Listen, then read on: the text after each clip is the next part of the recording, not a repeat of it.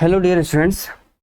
इससे पहले हम बात कर चुके थे ऑक्सीडेशन रिएक्शन और रिडक्शन रिएक्शन से रिगार्डिंग, जिसमें हमने देखा था ऑक्सीडेशन और रिडक्शन क्या होता है और एग्जाम्पल के साथ भी मैंने समझाया था। ठीक है, तो ये सारी बातें आपको प्लेलिस्ट में मिल जाएंगी और वहाँ से आप समझ लोगे। फिलहाल हम इस चैप्टर के आखिरी पड़ाव पर हैं और इसमें हम बात करेंगे effects of oxidation reactions in everyday life, जिसमें पहली चीज़ आती है कोरोजन ऑफ मेटल्स की। ठीक है, तो हमारे पास जो इस्तेमाल है वो मेटल का बहुत ज़्यादा है और इसमें भी आयरन बहुत ज़्यादा इस्तेमाल किया जाता है। तो कोरोजन ऑफ मेटल क्या है? जब आप डेफिनेशन देखोगे, when a metal is attacked by substances around it such as moisture, acids etcetera, it is said to corrode and the process is called corrosion. जब मेटल किसी ऐसे सब्सटेंस से जो आसपास है, या तो मॉइस्चर हो, ठीक है, यानी वाटर, या फिर एसिड उस पर गिर जाए मेटल पर, तो हम कहते हैं कि वो कोरोड हो जाएगा, है ना। और जिस प्रोसेस के ज़रिए से कोरोड होता है उसको हम कोरोजन कहते हैं, या फिर आप इन शॉर्ट कह सकते हो aerial oxidation of metals is called corrosion. ठीक है, एग्जाम्पल तौर पर यहाँ मैंने आयरन जो है वो हमारा ऑक्सीजन के साथ रिएक्शन में आया, यानी ऑक्सीडेशन के साथ साथ कुछ अमाउंट में मॉइस्चर भी मौजूद था।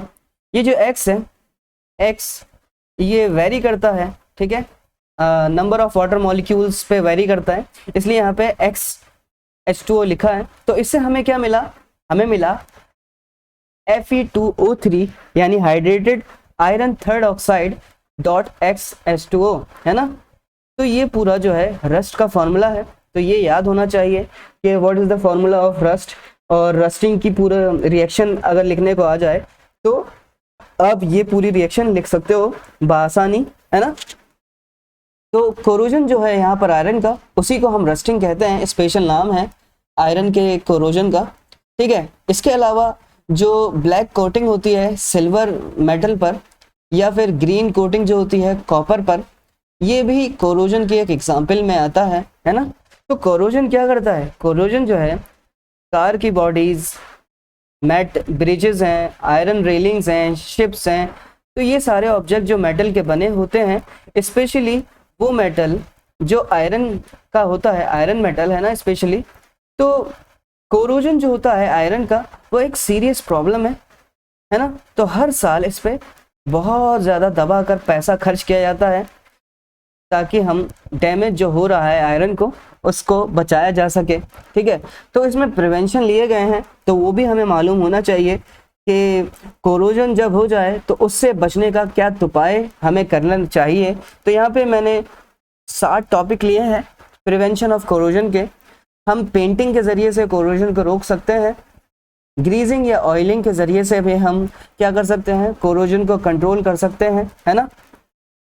गैल्वेनाइजेशन एक ऐसा प्रोसेस होता है जिसमें हम जिंक की लेयर को आयरन ऑब्जेक्ट पर फॉर्म करते हैं, तो इसके ज़रिए से भी हम कोरोजन होने से बचा सकते हैं। और आपको पता होना चाहिए कि जिंक ऑक्साइड जो होती है एक प्रोटेक्टिव लेयर होती है, प्रोटेक्टिव ऑक्साइड, जो फर्दर कोरोजन से बचा लेती है।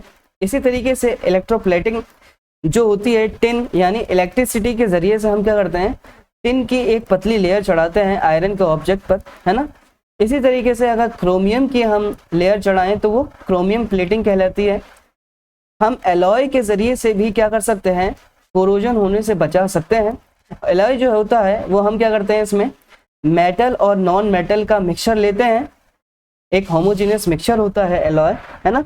तो एलॉय के ज़रिए से भी हम क्या कर सकते हैं? जिसमें स्टेनलेस स्टील है, तो स्टेनलेस स्टील जो होता है जो आजकल बनाया जा रहा है, तो ये कोरोजन से बहुत ज़्यादा बचा हुआ है ना, क्योंकि ये एक एलॉय है जिसमें निकल, कोबाल्ट, आयरन और कुछ कार्बन भी मौजूद होती है। ठीक है, तो उससे एलॉय तैयार होता है स्टेनलेस स्टील। तो एलॉय कहने का मतलब ये है कि अगर हम एलॉइंग करेंगे तब भी हम कोरोजन से अपने मेटल्स को बचा सकते हैं। ठीक है, और इसके अलावा एनोडाइजिंग एक प्रोसेस होता है जिसमें हम एल्युमिनियम ऑक्साइड की थिक लेयर को फॉर्म करते हैं किसी भी आयरन के मेटल पर, है ना।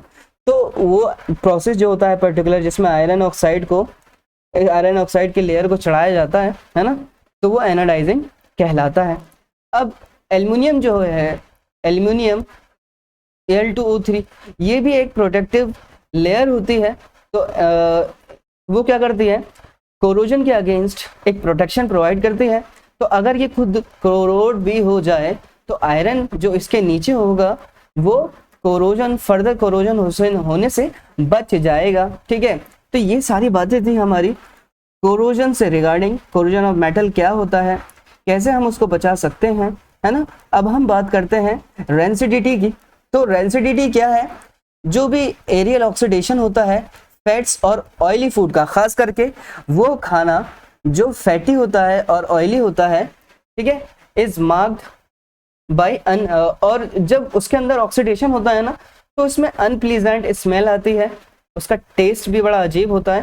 ठीक है, इसी चीज को, इसी प्रोसेस को हम रेंसिडिटी कहते हैं। ठीक है, जिसमें खाना हमारा बर्बाद हो जाता है, उसमें से बदबू आने लगती है, टेस्ट भी बहुत अजीब सा होता है ना। और रेंसिड फूड को खाने से फिर नुकसान ही होता है ना।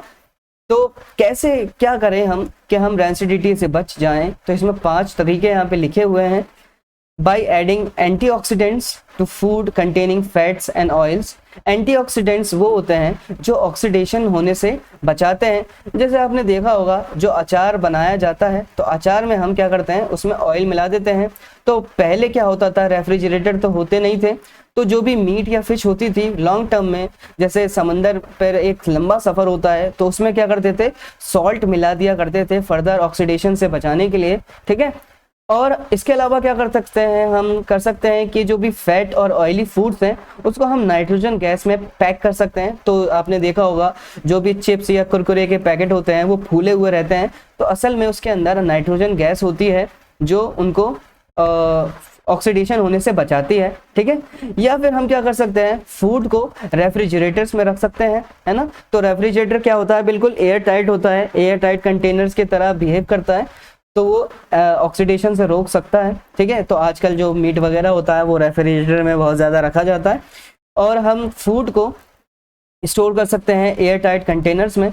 एयर टाइट होगी तभी तो हम ऑक्सीडेशन का मतलब क्या है, जहाँ पर हम ऑक्सीजन प्रोवाइड कर रहे हैं, है ना। ऑक्सीजन का कट ऑफ कैसे करवाएंगे, एयर टाइट कंटेनर से, है ना, रेफ्रिजरेटर से, है ना। तो अगर हम कट ऑफ करवा दें तो ऑक्सीडेशन होगा ही नहीं, ना ही ऑक्सीजन मिलेगी ना उसे ऑक्सीडेशन होगा। और हम लाइट से फूड को दूर रख कर भी, है ना, रेंसिडिटी होने से बचा सकते हैं। यहाँ पे जैसे किचन है, ठीक है, किचन की खिड़की है, और मान लो ये खिड़की जो है ईस्ट या वेस्ट फेसिंग है, तो यहाँ पर रोशनी जाएगी सूरज की, है ना। तो यहाँ से हम यहाँ पर स्टोर ना रख के हम कहीं और रखें जहाँ पर उसकी लाइट नहीं पड़ती। तो ये तरीके थे रेंसिडिटी के। तो अब हमने क्या किया है, पूरा चैप्टर थियोरेटिकली पूरा चैप्टर कंप्लीट कर चुके हैं हम, और इससे रिगार्डिंग जो भी सवाल हैं कैसे बैलेंस करेंगे और जो भी रिएक्शंस हैं वो सारी बातें हमने कंप्लीट की हैं, और ये आपको प्लेलिस्ट में मिल जाएगी, डिस्क्रिप्शन में इसका लिंक दिया जाएगा। ठीक है, और हर एक बात को हमने डिस्कस किया है। आई होप आपको ये वीडियो भी समझ में आई होगी, एंड प्लीज़ समझ में आई है तो please subscribe to my channel. मिलते हैं अगले वीडियो में, ठीक है, जिसमें हम सवाल भी करेंगे। तो तब तक के लिए बने रहिए मेरे साथ। Thanks for watching my videos.